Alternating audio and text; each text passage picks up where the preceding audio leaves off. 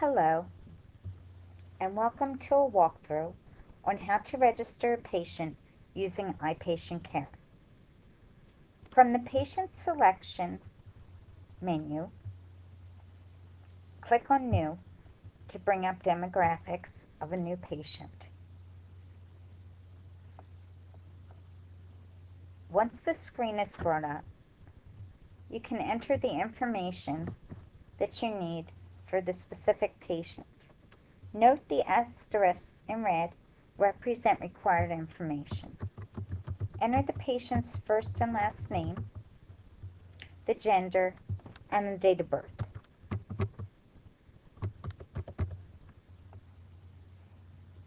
You can also enter the address type from the drop-down list you previously selected and the address information.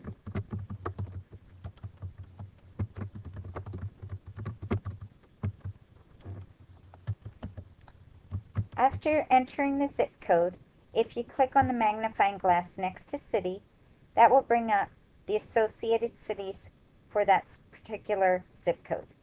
Simply select the city, and that will populate the information. You can also enter the Social Security number, the ethnicity,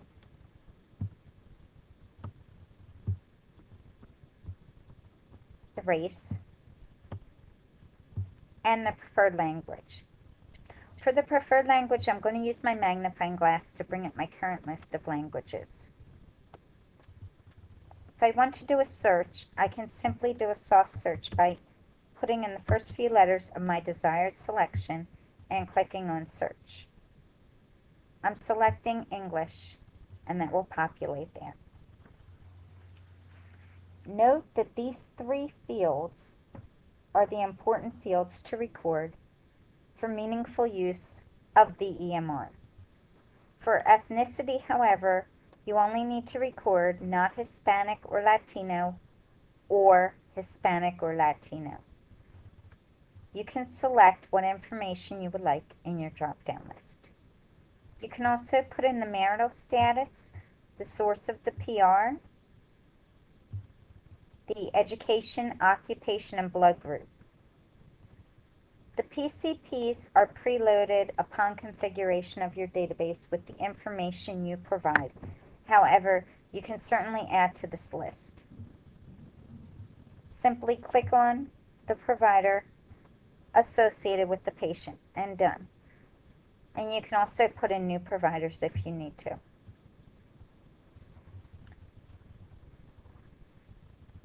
You can enter the patient's mother's name. It should be the patient's, for the last name, it should be the mother's maiden name.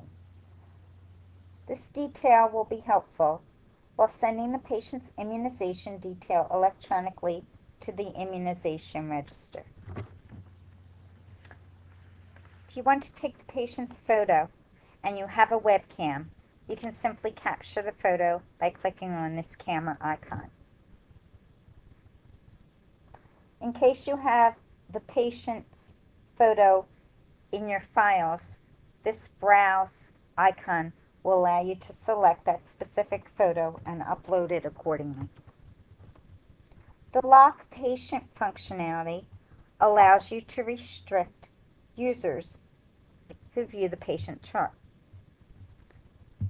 I click on lock patient and save my information.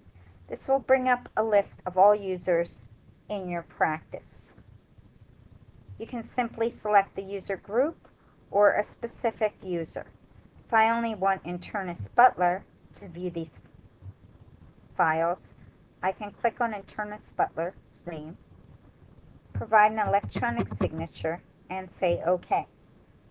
Now I've restricted the view to just internist Butler. Now, of course, we do allow an emergency access of the charts to any provider. They can enter their electronic signature and can access the chart in case of emergency. If you have an electronic signature pad, you can capture the patient's signature. Simply click on patient signature, and this will bring up the electronic signature pad associated with this. you can select the relation and then simply have the patient sign.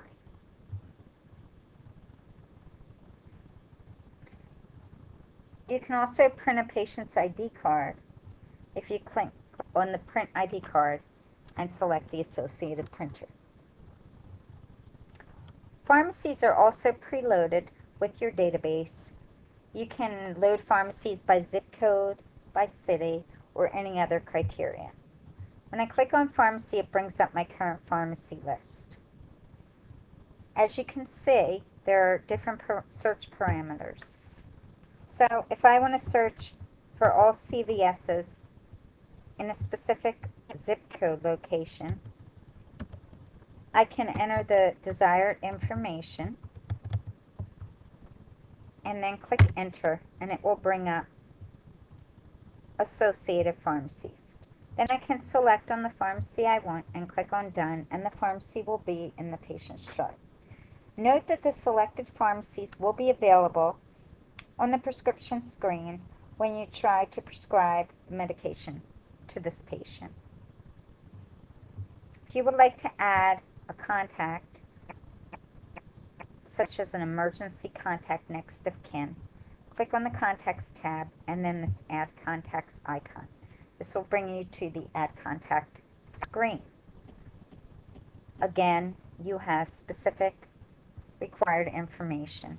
In this case, the relation.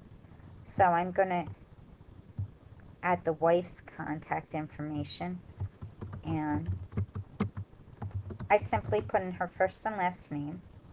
But if her address is the same as patient, I can just click on same as patient, and this will populate the information. Accordingly, I can put in her cell number, home number, etc. and click OK. You can enter as many contacts as you like.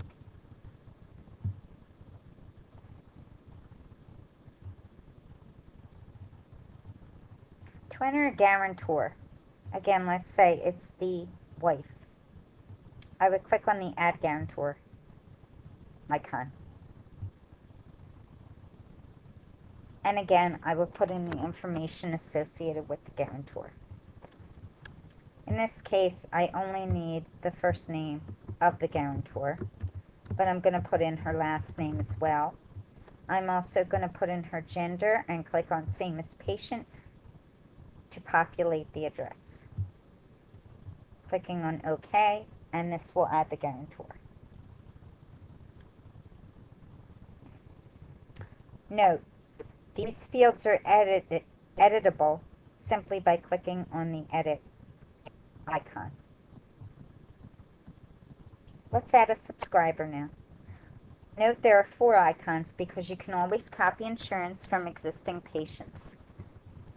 This is a great time saver if there is more than one family member or more than one patient who shares the same insurance information within a family or group. I'm going to go ahead and click on Add Insurance. Now when I click on Add Insurance, it brings me to the Add Insurance screen. I can select my type. I have 3 types here. Also, if I click on this binoculars, it would bring up my pre-populated plans. Now you can always add insurance plans, which we'll show you at a later time. But for now, I'm going to uncheck favorites to bring up my current list. I can also do a search here using the different parameters provided. I'm going to go ahead and select Aetna for this insurance, and I'm going to click OK. Now this will populate my details, and then I can always add effective date. I'm going to make this 2010.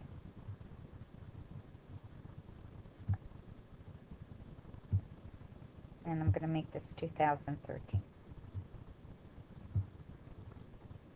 I'm going to add a group number and a group ID. And also you can put in the other information as needed along with your copay. If you have a card scanner, a regular scanner, you can scan the patient's insurance card. Depending on your scanner capabilities, you can do front and back at the same time for card scan, and you select the appropriate associated scan option. When I click OK, I now have insurance for the patient.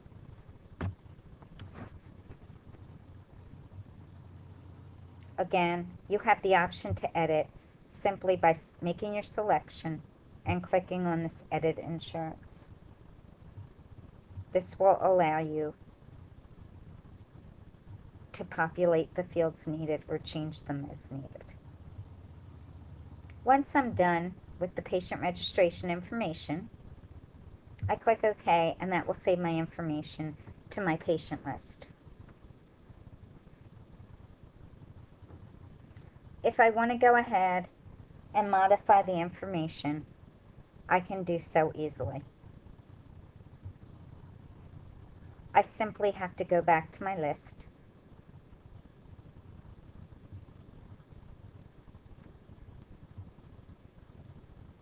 I can either look up the patient from a soft search,